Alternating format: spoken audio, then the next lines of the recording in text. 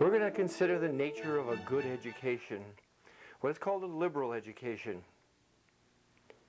Imagine, if you would, for a moment, that you were acquainted with the liveliest, the deepest thinking people who have ever existed. Imagine a dinner party that you're holding, and you've invited to that dinner party those people, the deepest thinkers. Can you imagine what the conversation would sound like? It'd be animated, it would be deep. They'd be talking about topics such as love or justice in whatever society they happen to have lived in, or justice in the absolute sense. They talk about how life can be most fully enjoyed. And there'd be laughter there, and quiet. They talk about the deepest mysteries of life. They'd propose to each other intriguing puzzles that the greatest minds of our civilization have ever worked on. They'd talk about what was worth dying for, or what was worth living for. To be a part of that conversation, that party, is what a good education invites you to.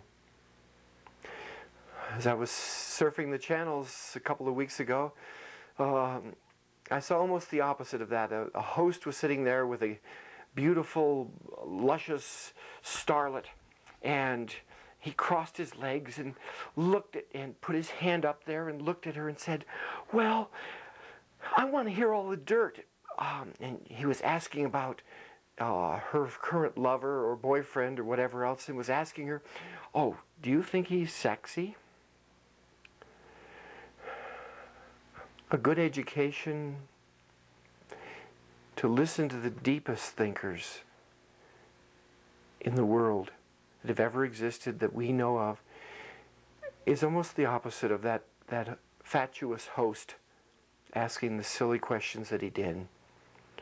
There are times maybe to be silly. I mean, I could put on the hat and, you know, have fun, and I do have fun at times. By the way, this is my hat. It's got my name on it.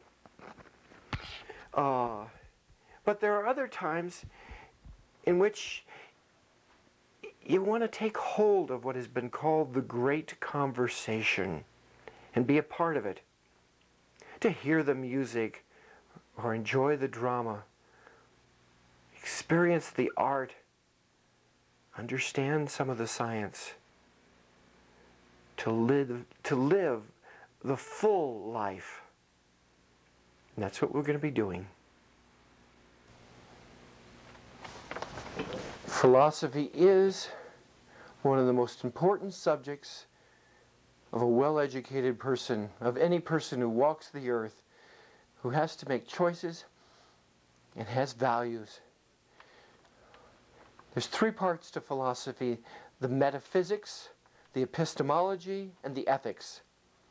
And in this feature, in this section, we want to talk about metaphysics. Metaphysics in philosophy asks the question, where are you? Now, you could answer, I live in, say, Reno. Is that your best answer, or United States, or the universe? But the nature of the universe as a whole, that's metaphysics. The nature of the universe as a whole. Metaphysics asks the question of this universe, where you are, is it consistent? Is the universe reliable? When you test it, will you have the same results each time under the same conditions? Or more importantly, is the universe knowable by us? Can humans really know the universe we live in? That's the questions that metaphysics might ask. The topics might be the question of, are there absolutes in this universe? That's a metaphysical question. Metaphysics might talk about life, what's it mean, or man in this universe, or the idea of time. That's part of the universe, the nature of existence, or of God, or of consciousness. What's it mean? Alan Wheelis wrote in the book called The Desert, his sort of feeling, it seems like, or one possible feeling for what his metaphysics was. He wrote, "I listen, hear nothing.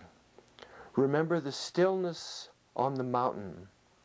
Look down through the leather of my shoes to my feet, toenails twisted by fungus, through the wool of trousers to white hairy legs, knobby knees, wrinkled organs of shame and love and excrement, momentary configurations of energy in patternless clay, and what else?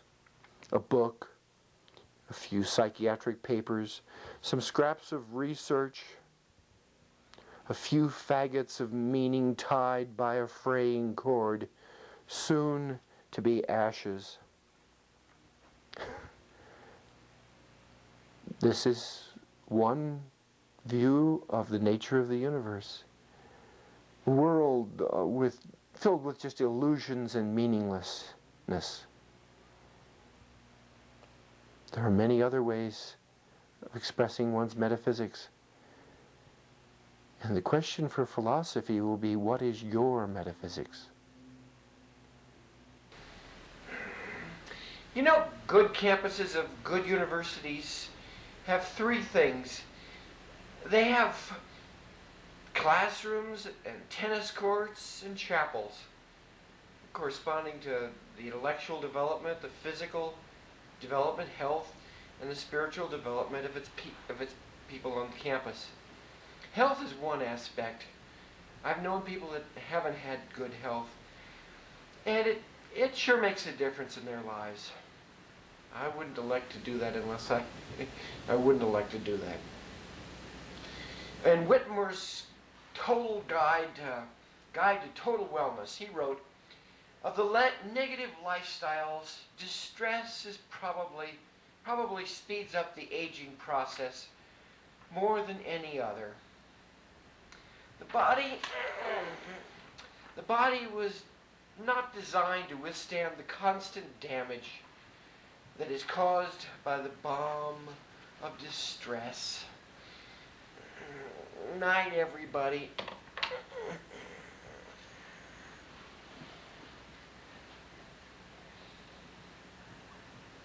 War, famine, pestilence, disease, hunger, death, and hell. The four horsemen of the apocalypse bring such woe.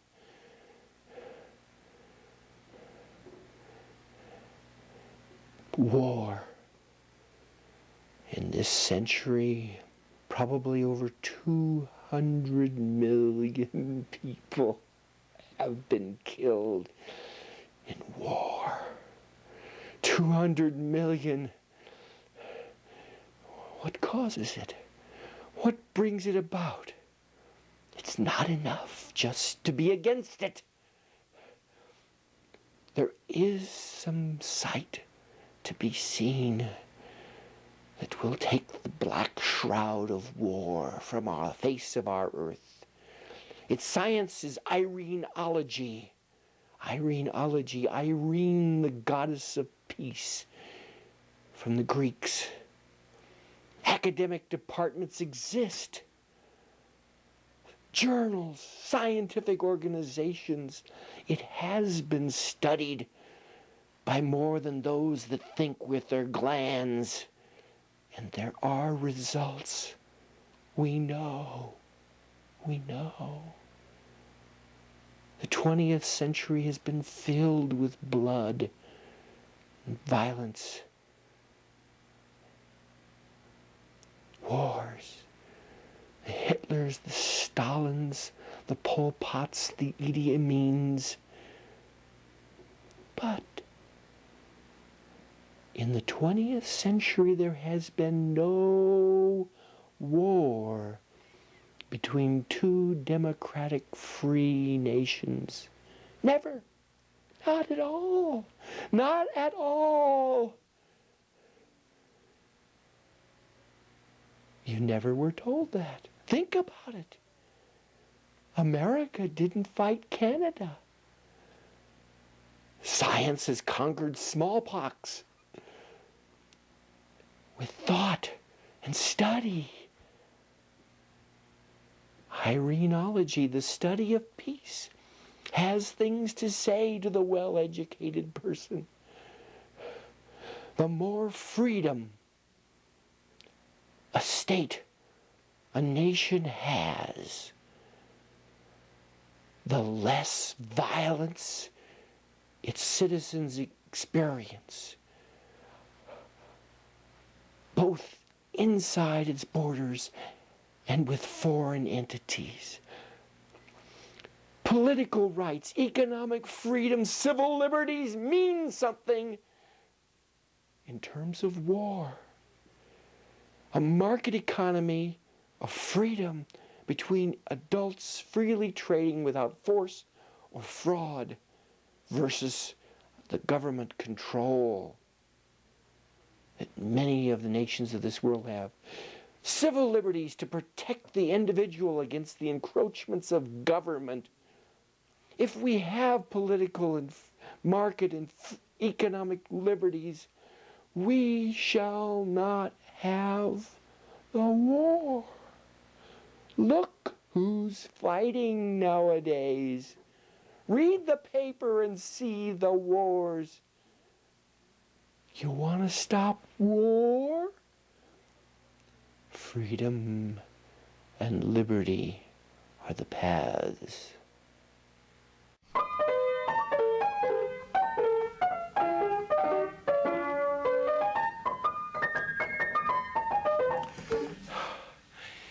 Many of us have heard how the SAT scores, the Scholastic Aptitude Test scores from our high school kids have been dropping.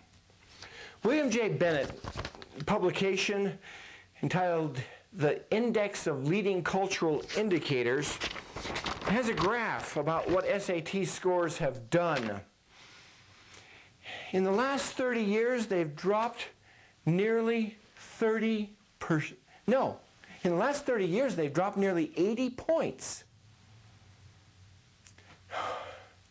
But did you know that the SAT scores are being scored differently now than they were in previous years? If you took the exam in 1960 and took the exam in 1992, your scores wouldn't be the same. The 1992 scores would be somewhere between 18 and 30 points higher. I would guess that this is to hide the real drop that has occurred in SAT scores. So the real drop is much greater than what this graph shows. Our schools are not teaching the way they used to. The Christian Science Monitor reports that the math abilities of our children versus the children in 16 other developed nations, that the United States children, our kids, come out 15th place, right near rock bottom in math ability. Virtually every other developed nation beats us. Take a look at high school kids pouring out of our local government high schools after the school day is over. It's early afternoon, they don't work all day long. And how many of them, go look, how many of them are carrying 3 or 4 textbooks, ready to do some serious homework in the afternoon and evening? Massachusetts Institute of Technology, MIT, that's one of the top flight places to go if you want to major in mathematics or physics or chemistry any of the hard sciences. And they administer at MIT an entrance examination to all the incoming freshmen to find out where they're at. Now, these kids are the ones who have got the grades, the recommendations, the whole business to prove that they belong at MIT, at the top universities. But according to MIT, in Science magazine, many of the students were deficient in algebra, plane geometry, trigonometry, logs, and exponentials, end quote. But that's just plain old high school math. And those are supposed to be our top flight kids. So, my daughter was at Taco Bell. My daughter Jill was at Taco Bell a couple of weeks ago. And she told me a story. There were 3 teenage girls standing behind her in line. And she could hear them talking with each other, and the fact that they were complaining that their parents didn't let them drive indicates that they were probably around 16 years of age. One of the girls turns to Jill and asks for the time. And my daughter Jill says, 4:15. The girl returned to her friends, not understanding what 4:15 meant. One of her friends suggested, oh, 4:15, quarter, that must be 4:25. Her other friend suggested 4:40. Tell me, our educational system in our government-run schools is working just fine. I need a big laugh.